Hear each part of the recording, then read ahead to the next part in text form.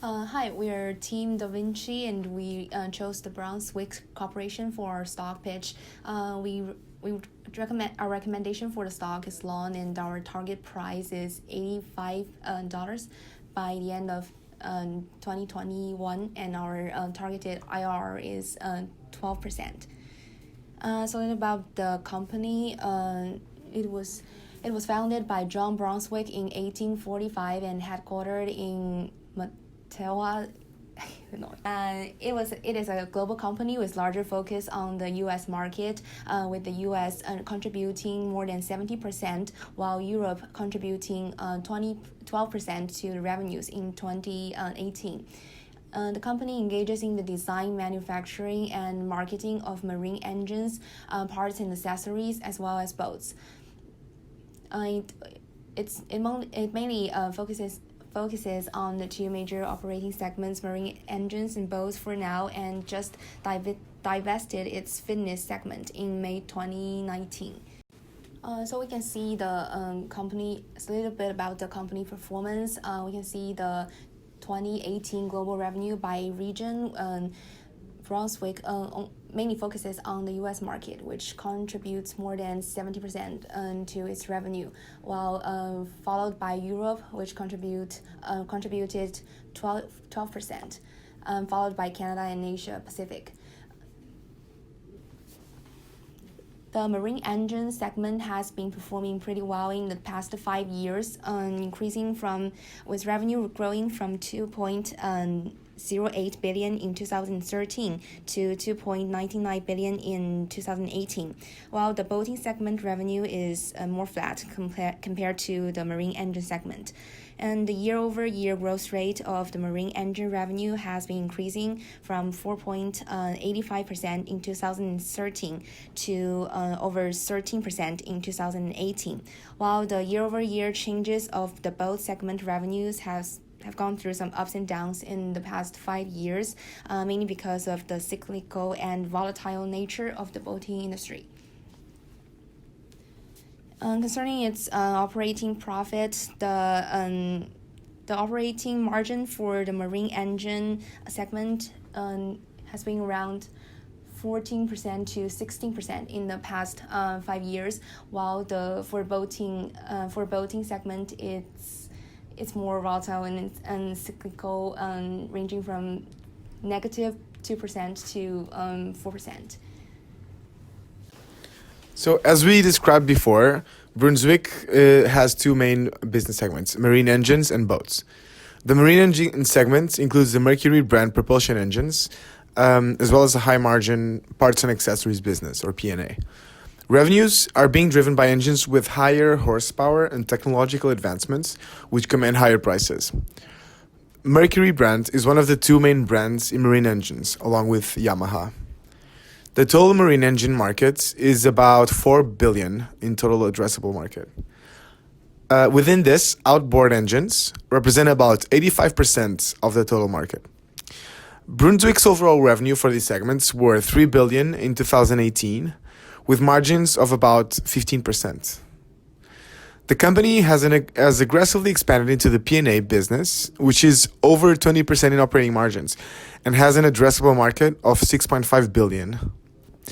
The P&A business leverages the existing installed base to generate recurrent revenues and is thus less cyclical than the boats business.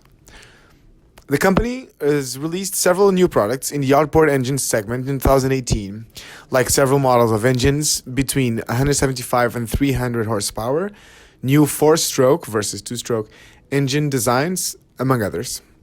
This was its largest product release to date. In the boat segment, Brunswick manufactures and sells full boats of different types. It operates on a highly fragmented industry. The top 5 companies have around 50% of market share. Its revenues are about $1.5 billion in 2018, but with negative margins. It faced several headwinds in 2018. The company shut down its unattractive yacht segment and faced retaliatory tariffs on aluminum from Europe and Canada. The boats sold by Brunswick are divided into 3 categories: aluminum freshwater, which is about 45% of sales, recreational fiberglass, which is around 30% of sales, and saltwater fishing, which is about 25%. Its key brands are Boston Whaler in saltwater fishing, Bayliner and Sea Ray in recreational fiberglass, and Lund Harris and Lowe in the aluminum freshwater. And now I want to talk a little bit about the investment thesis for Brunswick Corporation. So first off, we see Brunswick as a transformation company. So historically, Brunswick has been accumulating and growing businesses to act as a hedge against each other. So they originally began making carriages. They spread into billiards, bowling, golf, record players, assault weapons, and eventually boats and fitness equipment. So really a ton of businesses that don't have a ton in common. So we don't believe, and it appears that management now agrees that there are no perceived synergies between these various businesses. And the most attractive business has been the boat segment, particularly the boat engine, as previously discussed. So management began divesting from these other businesses and now is officially a pure play boat and engine company. And we believe this is a really transformative moment in the company's history and a catalyst for the company's success. And moving on, so the Mercury boat engine, a brand under Brunswick, enjoys a duopoly in the large boat engine space along with Yamaha. These engines have incredible ROICs as a result of this natural duopoly that they enjoy. Moving on, most of the company's revenue is generated from the marine engine segment, which we believe is the most attractive part of the company. And we believe this will act as a hedge against the boat segment, which is more prone to economic cyclicality, and the engine business has attractive customer captivity. We also believe that the multiples that the market places on the firm are more in line with traditional boat manufacturers and non-engine makers. And lastly, there are significant barriers to entry in the space. Quality in the business, and particularly the boat engine business, demands quality, and this precludes low-cost players from entering the space.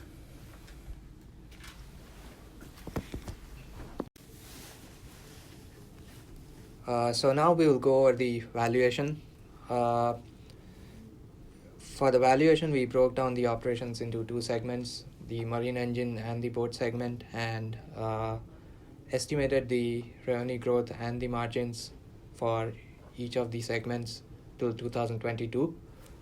In light of the developments that were talked about before, such as the company becoming a more pure play boat company and releasing new products over the last year, its largest product released till date, we believe that the marine engine segment can grow at a CAGR of 10% over the next few years, and the boat segment can grow at a CAGR of 3% over the next few years. This is taking into account that there can be a cyclical downturn and the growth can be moderated because of it.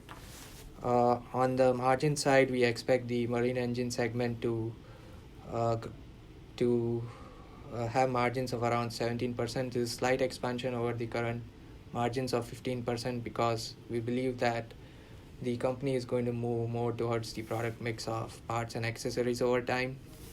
And parts and accessories have higher margins within the mix. On the boat side, we expect the margins to be around 5%, which is close to what company has done before in the last few years. Just to give a context, the boat margin had negative margins last year because of some of the structural issues that were talked about before. So using our model, we come to the earnings per share of $5.63 in 2022. Based on our analysis of comps, we believe that the company can trade at a slight premium over the comps now that it's a pure play company and it has the benefit of scale. We consider a forward P multiple of around 15, which is slightly lower than the S&P average but slightly higher than the comps average, and value the company at around $85 end of 2021. We believe that the company can do even better than this if the marine engine products get significantly good traction and there is no significant downturn hurting the boat segment. In terms of the key risks, we feel that this company has a risk of getting hit with economic downturn.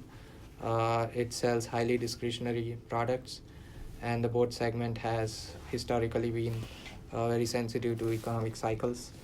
And there can be temporary hiccups because of the weather changes, similar to what the company experienced in the last year.